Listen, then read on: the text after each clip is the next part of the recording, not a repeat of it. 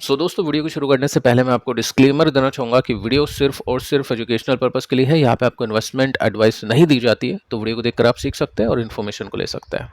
तो स्टार्ट करते हैं एनएसडीएल के आईपीओ को लेकर। देखो, अभी के समय काफ़ी हाइप में है, काफ़ी चर्चा में है, काफ़ी इन्वेस्टर इसको अप्लाई करने की कोशिश में हो गए, पैसे बनाने की कोशिश में हो गए। तो कितने पैसे बन सकते हैं यहाँ पे, क्या जीएमपी है, क्या प्राइस है आईपीओ का, कब तक ये ओपन है, और भी कौन कौन से पॉइंट्स है, वैल्यूएशन वगैरह सब कुछ हम यहाँ पे देखते हैं। उसको सीडीएसएल के साथ भी कंपेयर करने की कोशिश करते हैं ताकि लॉन्ग टर्म जो ग्रोथ है, वैल्यूएशन है, उसका आइडिया हमको हो जाए। अब देखो कितने पैसे बनेंगे, क्योंकि अभी जो भी हमने हाइप आईपीओज देखे हैं ना, जैसे एलआईसी हमने देखा था एक टाइम पर, उसके बाद में हमने बजाज हाउसिंग फाइनेंस देखा था, उसके बाद में हमने एचडीबी फाइनेंशियल देखा था, सबकी सिचुएशन अभी के समय बहुत ही खराब है। एनएसडीएल भी क्या ऐसे रिटर्न्स आपको देगा? क्या लिस्ट होने के बाद में क्रैश होगा और पैसे नहीं बनेंगे? इन्वेस्टर्स के नीचे खरीदने की अपॉर्चुनिटी होगी या नहीं होगी, उसको चेक करते हैं। देखो, अभी का जो प्राइस है ना इसका, उसमें तो इन्वेस्टर्स ने पैसे बना लिए हैं। तकरीबन 40,000% के रिटर्न्स निकले हैं। जी हाँ दोस्तों, अभी आपको कितना मिलेगा कितना नहीं मिलेगा उसको चेक करते हैं जीएमपी को देखकर, बट यहाँ पे ऑलरेडी इन्वेस्टर्स ने 40,000% के रिटर्न्स कमा लिए हैं। और मल्टी बैगर रिटर्न्स किसने कमाए हैं? जिसने इसको खरीदा होगा स्टार्टिंग में, यानी लिस्ट होने से पहले। आप देखो किसने कहाँ पे खरीदा, उसको भी चेक करते हैं, किसके कितने रिटर्न्स बने हैं। देखो इन्वेस्टर्स में कौन कौन आते हैं, एनएससी आ जाता है, एसबीआई आ जाता है, एचडीएफसी बैंक आ जाता है। तो ये जो कंपनीज है ना, उन्होंने काफ़ी अच्छे पैसे बना लिए इसमें। 40,000% के रिटर्न्स यहाँ पे तकरीबन इन्होंने निकाल लिए हैं। अब देखिए किसने कैसे रिटर्न्स निकाले हैं। अभी आप नोटिस करोगे तो 4,000 करोड़ का ये आईपीओ है। अब इसमें काफ़ी इन्वेस्टर्स अपने स्टॉक्स को बेचेंगे, मतलब जिन्होंने लिस्ट होने से पहले लिया था वो लिस्टिंग पर बेचते हैं, और हम लिस्टिंग पर खरीदते हैं जो रिटेल इन्वेस्टर्स होते हैं। तो जो भी स्टॉक्स ये बेचेंगे वो अपन खरीदेंगे, और जो भी प्राइस अपन इनको पे करेंगे वो इनका प्रॉफिट बन जाएगा। अब देखिए यहाँ पे आप नोट कर सकते हैं कि इनका जो ओरिजिनल इन्वेस्टमेंट था वो कितना था, और अभी का जो प्राइस है वो कितना है। सबसे पहले आपको बताना चाहूँगा कि इसका जो प्राइस बैंड है वो 800 रुपीज़ का है, यानी 800 रुपीज़ पर स्टॉक की एक एप्लीकेशन है जो कि 30 तारीख से ओपन हो जाएगी। अब आप देखोगे तो सबसे ज़्यादा आई थिंक पैसे इसमें बने हैं एसबीआई के, और फ्लोड ही कर रहा है 40 लाख स्टॉक्स। ठीक है, 40 लाख स्टॉक्स ये ऑफलोड करेगा। और इसने लिए कितने थे? इसने एक्वायर किए थे 2 रुपये पर शेयर पर। आज की डेट में प्राइस क्या है? 800 रुपीज़ का है। तो कितने पैसे बन गए? काफ़ी अच्छे पैसे बन गए। आप देख सकते हैं यहाँ पे 320 करोड़ रुपीज़ इसने बना लिए हैं, जनरेट कर लिए हैं। ओरिजिनल इन्वेस्टमेंट इनका जस्ट 80 लाख रुपीस का था, यानी 1 करोड़ से नीचे का इन्वेस्टमेंट था, लेकिन अभी के समय 320 करोड़ रुपीस की वैल्यू इनकी हो चुकी है। तो काफ़ी अच्छे रिटर्न्स बने, 40,000% के रिटर्न्स इन्होंने यहाँ से निकाले हैं। साथ में आप देख सकते हैं आईडीबीआई बैंक के पास में भी इसके स्टॉक्स हैं, तकरीबन 2-2.5 करोड़ स्टॉक्स ये बेचने वाले हैं, जो कि 2 रुपये पर इन्होंने लिए थे, और अभी के समय 1776 करोड़ रुपीज़ हैं, और 4 करोड़ रुपीज़ की राशि निवेश की थी। तो इसमें भी बहुत बड़े पैसे बने, मतलब सबसे ज़्यादा पैसे हम देखें तो यहाँ पे इन्होंने निकाल लिए हैं, क्योंकि वहाँ पे 80 लाख का ही इन्वेस्टमेंट था, लेकिन यहाँ पे 4 करोड़ रुपीज़ का इन्वेस्टमेंट किया है, तो उससे 1776 करोड़ करोड़ रुपए की अभी के समय ये जो वैल्यू है वो क्रिएट कर चुके हैं इस स्टॉक से। ठीक है, आगे चलते हैं। यूनियन बैंक ऑफ इंडिया के पास भी है स्टॉक्स, स्मॉल होल्डिंग है, जस्ट 5 लाख स्टॉक्स हैं। ये 5 रुपये 20 पैसे पर अक्वायर किए थे। देखो ऐसा नहीं होता 2-2 रुपये पर सबको मिल गए। अनलिस्टेड जो प्राइस होता है ना वो फ्लक्चुएट होता है, वो 2 का 4 होगा, 2 का 5 होगा, कभी नीचे भी जाएगा। अब मैं आपको सिखा चुका हूँ कि अनलिस्टेड स्टॉक के प्राइस कैसे देख सकते हैं, और कौन से ऐसे प्लेटफॉर्म से जहाँ पे आप बाइंग भी कर सकते हैं, जैसे ज़ीरोधा है, ग्रो है, वैसे कौन कौन से प्लेटफॉर्म से मैं आपको बता चुका हूँ। ठीक है, सो वहाँ पे रिस्क क्या होता है कि कभी कभी ऐसा भी हो सकता है कि आपने ये देखा कि ये स्टॉक तो अब लिस्ट होने वाला है कुछ महीनों में, तो आपको जैसे पता चला, दुनिया को भी पता चला, तो आपने अनलिस्टेड जो वेबसाइट है उस पर जाके आपने स्टॉक्स को लिया। तो वहाँ पे जैसे बाइंग क्रिएट होती है या बायर्स आते हैं ना, तो स्टॉक का प्राइस महंगा हो जाता है, और कभी कभी उस प्राइस से भी नीचे स्टॉक इश्यू प्राइस आ जाता है। तो फिर क्या होता है, पैसे टूटते हैं, पैसे बनते नहीं है, जो इस कंपनी के स्टॉक में भी देखने को मिल रहा है। जिन्होंने भी अनलिस्टेड प्राइस पर इसको लिया होगा उनको अभी लॉसेस हो रहे हैं। आगे चल के देखते हैं कितने क्या लॉसेस है। सो यहाँ पे 5 रुपये 20 पैसे पे लिया, और तकरीबन तकरीबन 40 करोड़ रुपीस बन जाएंगे इनके 26 लाख रुपीस के इन्वेस्टमेंट पर, यानी 15,000% के जो रिटर्न्स है ना वो इन्होंने कमा लिए हैं यूनियन बैंक ऑफ इंडिया ने। एचडीएफसी बैंक इन्होंने महंगे में लिया, 20 लाख शेयर्स इनके पास में, और 108 रुपीस पर लिया है इन्होंने। देखो काफ़ी महंगा लिया है, 2 रुपये पर 5 रुपये पर नहीं, 108 रुपीस पर इन्होंने एक्वायर किया इसको। फिर भी काफ़ी अच्छे प्रॉफिट इन्होंने निकाल लिए हैं। आप देख सकते हैं 638% के रिटर्न्स यहाँ पे इन्होंने निकाल लिए हैं। अब देखिए यहाँ पे आप नोट कर सकते हैं 30 जुलाई को ये ओपन हो जाएगा, 1 अगस्त को ये बंद हो जाएगा। तो 30 से लेकर 1 तारीख के बीच में आप इसमें अप्लाई कर सकते हैं, एप्लीकेशन लगा सकते हैं। अब सबसे पहले हम ये चेकआउट करेंगे कि कंपनी कैसी है, कंपनी के प्रॉफिट बढ़ पा रहे हैं या फिर नहीं। एचडीबी फाइनेंशियल में हमने देखा था कि कंपनी का काम अच्छा चल रहा था, काफ़ी अच्छे गेन्स निकले थे। अनलिस्टेड प्राइस जब मैं ट्रैक कर रहा था उस समय कंपनी का अच्छा मुनाफा चल रहा था, अच्छी ग्रोथ चल रही थी। लेकिन इस साल ये जो 25 का टाइम है ना, यहाँ पे उसके प्रॉफिट गिरे थे। जैसे यहाँ पे 275 से 343 है, तो उसके प्रॉफिट ड्रॉप हुए थे। तो कंपनी का जो स्टॉक है वो भी ज़्यादा अच्छे महंगे प्राइस पे नहीं आ पाया। अनलिस्टेड प्राइस पर जिसने भी लिया होगा उसको भी थोड़े से नुकसान झेलने पड़े, और लिस्टिंग के बाद भी आप देख सकते हैं अभी स्टॉक 17-20% नीचे है। सो यहाँ पे आप नोट करोगे ना तो 234, 275 और 343 ग्रोथ है। बट क्या बहुत अच्छी ग्रोथ है क्या? 200, 300, 400, 500 ऐसी कुछ दिख रहा है आपको? ऐसा नहीं दिख रहा है। तो डिसेंट ग्रोथ के साथ में कंपनी बढ़ रही है। अच्छी बात है कि कंपनी में वाइनवा बेसिस में ग्रोथ देखने को मिल जाती है। आगे चलते हैं। अब इसमें देखो वैल्यूएशन क्या है। ये 46 के पी पर आपको स्टॉक बेच रहा है। अब ये जो बड़ी बड़ी पार्टीज है, बैंक्स, उन्होंने लिए होंगे इसको 2-5 के पी पर या 6-7 के पी पर।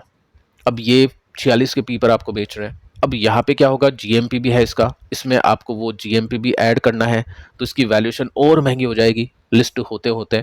तो ऐसे करके दोस्तों स्टॉक्स महंगे हो जाते हैं, रिटेलर्स को काफ़ी महंगे मिलते हैं, वहाँ पे वैल्यू क्रिएट नहीं कर पाते रिटेल इन्वेस्टर्स। लेकिन ये जो बड़ी कंपनीज होती है, बड़ी पार्टीज होती है, वैल्यू को क्रिएट कर लेती हैं। ठीक है, आगे चलते हैं और यहाँ पे नोट करने की कोशिश करते हैं कि सीडीएसएल के साथ में ये कितना डिफरेंट है। ठीक है, ईपीएस हम देखें, एनएसडीएल का 17 है, इसका 25 है सीडीएसएल का। और यहाँ पे वैल्यूएशन की बात करें तो 46 है और सीडीएसएल 68 है। तो ये 46 जब जीएमपी इसका होगा 18-20%, तो ये भी आई थिंक 60-65 पर आपको ये मिलने लग जाएगा। तो मेरे हिसाब से अभी भी जब मैं देख रहा हूँ, इन दोनों की ग्रोथ देख रहा हूँ परसेंटेज बेसिस पे, तो मेरे हिसाब से सीडीएसएल में ज़्यादा ग्रोथ देखने को मिल रही है। तो सीडीएसएल को ज़्यादा वैल्यूएशन मिलनी चाहिए। अगर ये दोनों सेम वैल्यूएशन पे लिस्ट हो जाते हैं तो फिर हो सकता है यहाँ पे प्रॉफिट बुकिंग देखने को मिल जाए आगे चल के, ऐसा मुझे लगता है पर्सनली। जो एचडीबी फाइनेंशियल के अंदर भी मैंने देखकर आपको बताया था वैल्यूएशंस को, एंड मैंने आपको बजाज हाउसिंग फाइनेंस के अंदर भी सेम सिचुएशन बताई थी कि अब यहाँ से चलना डिफिकल्ट है। 80 के पी पर 25% की ग्रोथ रीजनेबल नहीं है, जस्टिफाइबल नहीं है। तो ठीक है, मुझे ऐसा लग रहा है कि यहाँ पे भी कुछ ऐसा देखने को मिल सकता है। अगेन खरीदना बेचना, एप्लीकेशन लगाना, ये सब चीज़ें आपके हाथ में है। मैं आपको जस्ट रिसर्च प्रोवाइड कर रहा हूँ, इन्फॉर्मेशन प्रोवाइड कर रहा हूँ सिखाने के बेसिस पे कि किस तरह से आप कंपनी के आईपीओस को एनालाइज कर सकते हैं। ठीक है, आगे चलते हैं। अब यहाँ पे जीएमपी यानी इसका मतलब यह है कि आज की डेट में अगर ये आईपीओ लिस्ट होता तो कितना ऊपर जाके लिस्ट होता। तो ये 26 जुलाई को 147 रुपीज़ ऊपर जाके लिस्ट होता। 800 रुपीज़ का है स्टॉक, इसमें 147 रुपीज़ और ऐड कर लो, जितने भी स्टॉक है उससे मल्टीप्लाई कर लो, वो आपका प्रॉफिट होता। उससे पहले 169 तक ये पहुंच गया था, और उससे पहले 166, 166, 154, 154। लेकिन यहाँ पे जब इसकी स्टार्टिंग हुई थी ना जीएमपी आना, तो 188, क्योंकि एनएसटीएल की हाइप बहुत ज़्यादा है। ट्विटर पे देख लो, आप कहीं पे भी देख लो, यूट्यूब पर देख लो, एनएसटीएल चर्चा का विषय बना हुआ है कि करोड़पति माला माल हो जाओगे। देखो 18-20%, 15,000 रुपये लगा के कितना पैसे बना लोगे। तो हाइप से बचना चाहिए और रियलिटी के ऊपर आपको देखना चाहिए कि आपके 15,000 रुपीज़ पे 18% बनेगा, वो आपको लेना है। उसके लिए आपको एप्लीकेशन लगानी है, ट्रैक करना है कि मुझे मिला नहीं मिला, वो आपको करना है तो आप कर सकते हैं। 18% के गेंस यहाँ पे दिख रहे हैं। लेकिन अगर ये नीचे हो जाते हैं तो फिर कम गेंस बनेगा, अगर ये ऊपर हो जाते हैं तो ज़्यादा निकलेंगे। और लिस्ट होने के बाद में कितनी प्राइस पर वो लिस्ट होगा, अभी 46 का है, उसका 18% लगा के उसमें ऐड कर लो, पी रेशो आपको मिलेगा। फिर आप देखना कि उसके बाद भी क्या कंपनी के आईपीओ को ऊपर जाने की मतलब है उम्मीद है या फिर नहीं, फिर वो आप अपने हिसाब से देख सकते हैं। तो ये दोस्तों कहानी है। और साथ में आप देखोगे ना तो अनलिस्टेड मार्केट वैल्यू से ये 22% के नुकसान में लिस्ट हो रहा है। किसी ने अगर इसको लास्ट प्राइस पे लिया होगा अनलिस्टेड प्राइस पर, हाई पर, ये सोच के कि बहुत महंगा आएगा, वो 22% अपना नुकसान करवा चुके हैं। उनको 22% सस्ता आईपीओ लिस्ट होता हुआ देखने को मिलेगा। वो बेचते नहीं बेचते वो उनकी इच्छा है। बाकी मैं आपको बता देता हूँ, यहाँ पे आप नोट कर सकते हैं एनएसटीएल का अनलिस्टेड शेयर है और इसमें प्राइस अभी क्या चल रहा है, 1025 चल रहा है, जो कि 800 रुपीज़ का है। इस पर 18% आप जोड़ लो तो 1000 रुपये के आसपास या जो भी है वो प्राइस निकल जाएगा। तो उसी के प्राइस के आसपास अभी ये चल रहा है। तो 6% के साथ में क्रैश हुआ था ये फ्राइडे के दिन। और इसके हाई की बात करूँ ना तो यहाँ पे आपको इसका हाई देखने को मिलेगा जो कि 1300 रुपीज़ या 1250, 60-70 के आसपास ये पहुँच गया था। तो 1250 पर मान लो किसी ने लिया होगा, वो अभी 800 रुपीज़ पर देख रहा है इसको। अब वो हो सकता है लिस्टिंग पे 1000 रुपये देखे तो वो प्राइस आपको यहाँ दिखता है। तो ठीक है, अनलिस्टेड का मतलब ये नहीं है कि आपने स्टॉक को ले लिया और आपको प्रॉफिट ही मिलेगा लिस्टिंग पे। क्या पता मिले, क्या पता नहीं मिले। लेकिन चांसेस देखो अभी भी हाई है हर जगह तो अनलिस्टेड प्राइस भी महंगे ही है, ठीक है। तो ऐसा कुछ नहीं है। इस मार्केट के अंदर बहुत ज़्यादा रिसर्च या बहुत ज़्यादा आपको देखना पड़ेगा कि ब्रेकआउट्स कहाँ पे होते हैं। प्रॉफिट बुकिंग भी करते रहना चाहिए ऐसे मार्केट के अंदर। अगर कोई ऐसी कंपनी के स्टॉक आप खरीदते हैं जो काफ़ी ज़्यादा वॉलेटाइल है, ठीक है, वो सब चीज़ें आपकी क्लियर होनी चाहिए। तो ठीक है, वो सब चीज़ें आपको नोट करके चलना है। और मैं आपको नेक्स्ट वीडियो में सिखाने की कोशिश करता हूँ कि किस तरह से आप बिना पैसे ज़ीरो धा में अलर्ट के थ्रू ट्रेडिंग कर सकते हैं और अपना एक बना सकते हैं रिपोर्ट कार्ड कि आपने कितने ट्रेड सक्सेसफुल किए, कितने नहीं करे, आपकी कौन सी स्ट्रैटेजी है वो सही जाती है, कौन सी स्ट्रैटेजी सही नहीं जाती। वो नेक्स्ट वीडियो में हम कोशिश करते हैं, डिस्कस करते हैं, नहीं तो कल तो आपको मिल ही जाएगा। अब देखिए दोस्तों, यहाँ पे हम बात करते हैं कंपनीज के नंबर्स को लेकर। एफएल इंडिया के नंबर्स आ चुके हैं और नंबर्स कैसे उसको चेक कर लेते हैं। देखो मैं आपको बता देता हूँ, एक्सपेक्टेशन का डेटा आज है नहीं किसी भी कंपनी का, तो हम वैसे ही चेक करेंगे कंपनीज के नंबर्स को। नेट प्रॉफिट 22% के साथ में बढ़ चुका है, सेल्स की बात करें 19% के साथ में बढ़ चुकी है। तो देखो प्रॉफिट की बात करें ना, तो पिछले क्वार्टर के कंपैरिजन में ज़्यादा ग्रोथ नहीं है, लेकिन वायनवा बेसिस में 22% की ग्रोथ है और सेल्स के अंदर भी सेम देखने को मिलेगा। तो प्रॉफिट 22% के साथ में बढ़ चुका है। स्टॉक को देखें तो ऐसे पैटर्न को बोलते हैं अपन, ये देखो जो भी चार्ट आपको दिखाऊंगा, वीकली चार्ट दिखाऊंगा ताकि ब्रॉडर पिक्चर का आइडिया मिले। तो वीकली चार्ट के अंदर आपको असेंडिंग बुलिश पैटर्न देखने को मिलेगा या ascending channel pattern, bullish channel pattern इसको हम बोल सकते हैं, जिसमें रेसिस्टेंस ऊपर की तरफ शिफ्ट होता है और सपोर्ट भी ऊपर की तरफ शिफ्ट होता है, ठीक है। तो यहाँ पे सपोर्ट के बीच में भी आपको गैप देखने को मिल रहा होगा। तो देखते हैं मंडे को कैसे लगते हैं इन्वेस्टर्स को इसके नंबर्स। नेक्स्ट जो कंपनी है इसका नाम है कोटक महिंद्रा बैंक। यहाँ पे 2% के साथ में इसका नेट प्रॉफिट घट चुका है, सेल्स इसकी बढ़ चुकी है, तो प्रॉफिट के मार्जिन में डेंट अभी पड़ा है। स्टॉक अपने प्रॉफिट बुकिंग लेवल, जिसको रेसिस्टेंस भी बोलते हैं, वहाँ पे है और यहाँ से ब्रेकआउट भी होता है। ऐसा कुछ नहीं कि प्रॉफिट बुक ही होता है और यहाँ से प्रॉफिट बुक भी होता है, ठीक है। तो ये रेसिस्टेंस पर है, काफ़ी इन्वेस्टर्स ने यहाँ पे इसको देखा होगा, लिया होगा, ये सोचते हुए कि जो बैन लगा है इसके ऊपर वो टेम्परेरी है, परमानेंट नहीं है। यहाँ से स्लो तरीके से स्टॉक ने अच्छा परफॉर्म किया, अभी के समय एक स्विंग कंप्लीट कर चुका है और रेसिस्टेंस पर अवेलेबल है, नंबर्स आप देख चुके हैं। इसके बाद में नेक्स्ट कंपनी बालकृष्णा इंडस्ट्रीज, इसके नंबर्स काफ़ी खराब है। नेट प्रॉफिट इसका 41% के साथ में घट चुका है, सेल्स 2% के साथ में बढ़ी है, तो प्रॉफिट के मार्जिन के ऊपर प्रेशर है और ये असेंडिंग बुलिश पैटर्न के हिसाब से चल रहा है। काफ़ी स्लो अभी ये चल रहा है, एक टाइम था जब काफ़ी अच्छी रफ्तार ये पकड़ता था, बट अभी ऐसा कुछ भी इसमें देखने को नहीं मिलता है। तो नंबर्स वीक ही देखने को मिलता है, काफ़ी खराब देखने को मिलता है। मंडे को देखते हैं किस तरह का रिएक्शन यहाँ पे आता है।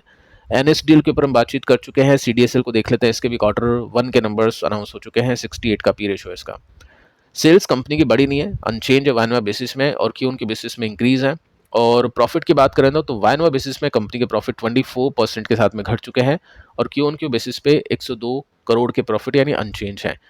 तो नंबर्स इतने कुछ खास मज़ेदार देखने को नहीं मिलते हैं और देखते आगे चल के क्या पैटर्न बनेगा। और सीडीएसएल के नंबर्स मैं आपको बता चुका हूँ कि क्वार्टर 4 में भी काफ़ी खराब आए थे, लेकिन स्टॉक का प्राइस ऊपर गया था क्योंकि मार्केट को ये फॉलो करता है, मार्केट जैसा करेगा वैसा स्टॉक का परफॉर्मेंस होगा। मार्केट जितना चलेगा उससे ज़्यादा चलेगा, मार्केट जितना गिरेगा उससे ज़्यादा गिरेगा, क्योंकि मार्केट के ऊपर ये डिपेंड करती है कंपनी सीडीएसएल, ठीक है। तो ये नंबर्स देखे इन्वेस्टर्स ने, उसके हिसाब से रिएक्शन दे दिया 1-2 दिन, बाकी मार्केट को इसने फॉलो किया। मुझे ऐसा लग रहा है क्वार्टर 1 के नंबर्स देखेगा इन्वेस्टर, उसके हिसाब से मंडे को रिएक्शन होगा, लेकिन बाद में जो भी मार्केट करेगा वैसे ही स्टॉक का परफॉर्मेंस हमको देखने को मिल सकता है।